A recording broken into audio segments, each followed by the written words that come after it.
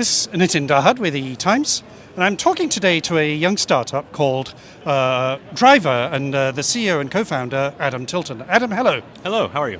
Good, fine, thank you. Adam, tell me about Driver, and it's got an interesting sort of background to how you started.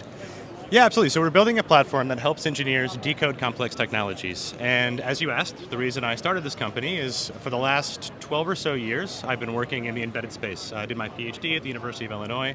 I left my PhD to start my first company called Rhythmio. We were doing embedded machine learning for IoT devices. We later sold that company off to Bosch Sensor Tech. I stayed in entrepreneurship. I started another company called Active, which was full stack ML infrastructure for IoT devices. Yep. That landed me at Nike, where I was the senior director of connected product software. So I worked on the embedded machine learning algorithms that ran on the Nike was putting sensors in shirts and shoes and all sorts of stuff. So we had embedded machine learning algorithms that were running in those. BLE to talk to the mobile devices, backend data infrastructure, and through that experience, I was constantly having to take in new components, an MCU, you have an IMU, a capacitive sensor, a couple of other components. They all come with reference manuals and data sheets and code examples and board support packages. As an engineer consuming that technology, I always found it very complicated. You go through it, you print it out, you have a highlighter to highlight the sections that are relevant to you. But in my previous experiences, I also helped develop those solutions. So what's running on the sensing device, and then how do you express that to another developer so that they can build their own application? Okay. When I left Nike, I ended up at Levels. Same challenge, complex piece of equipment described in a dense PDF, all of these APIs that I had to go and enable. The example code was in MATLAB, no documentation to go along with it. So what I found myself doing was going into the PDF to extract out the bit that described the API that I was trying to work with, find the relevant parts of the demonstration code that they had provided, and I was writing these complex prompts to send, at the time, ChatGPT 3.5. How do I do this, basically? But in many more words than that.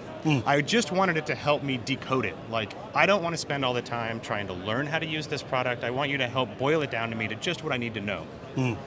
It worked extremely well. My co-founder, Daniel, and I, who worked together at Nike, and then again when we were at Levels, were able to do something in a week that probably should have taken us 3 months. And we thought, what if we just build a platform that can slurp all of this stuff up, PDFs, code bases, schematics of boards, and as you're trying to either describe to the end users how to use them, or as an engineer, if you're trying to figure out for yourself how to leverage them in your own application, it can help you by referencing all of that and allowing you to build out descriptive, explanatory, technical content that references those sources, and that's what we're doing at Driver. So I mean, in summary, from what I've understood from you, you're ingesting a lot of data or code which is undocumented, but then you enable that to, the secret sauce within your platform to deliver the documentation that allows you to work with it. That's exactly right. Yeah, I was just working on a project the other day, and I needed to use an open source library for doing some audio processing. On their GitHub, very limited documentation, no README even. So what I did is I took that code base and I loaded it into Driver. And from there, our system will dissect it, break it down, understand its logical boundaries. We built some interesting data structures that help us represent the code base. And then we'll automatically produce the foundational technical documentation in our platform. You go into a file, it'll tell you the purpose of this file is to do the following. Maybe it manages the UART or sets up a FIFO or something, give you a one-sentence description. And then it will go through, and for each of the symbols in the code base, classes, methods, functions, data structures, attributes, imports, and whatever, identify each of those and give you the complete set of documentation. So a function would have its inputs, its outputs, and its logical control flow. That all happens automatically. And we can process, take a 2 million source line of code base, and an hour or two later, you'll have the complete foundational technical documentation. That's impressive, isn't it?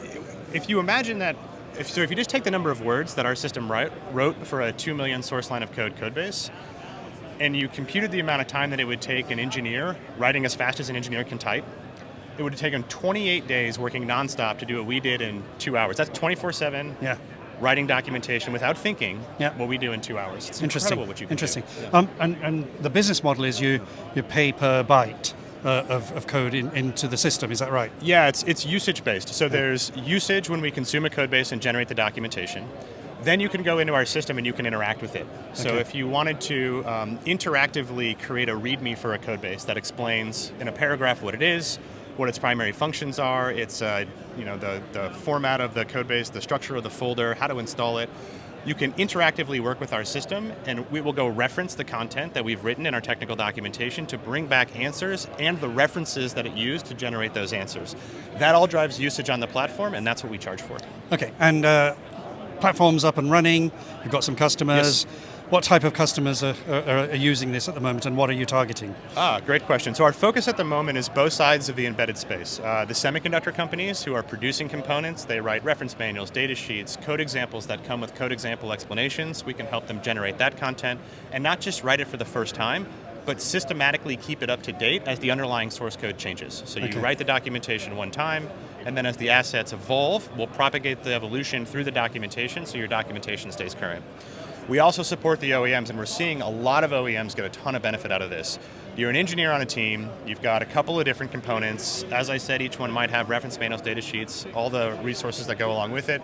You put that in a driver and you can ask, how do I configure this MCU in low power mode? I want to set up this sensor on this communication channel. I want to set the ODR and the sensitivity and the FIFO watermark and then read that FIFO over here to this device and do something with it. You can work with our system to generate the documentation as you build and then to finalize the documentation as you want to deliver something. Okay. Now, you have a passion for cars, so Driver kind of emanated from that passion, but it's driving the code generation, I guess. Both, yeah. So it's double entendre, we can say. Yeah. I'm a huge Formula One fan. I have been forever. I also like to get my cars out on the track and drive them fast, although, amateur, of course. Yeah.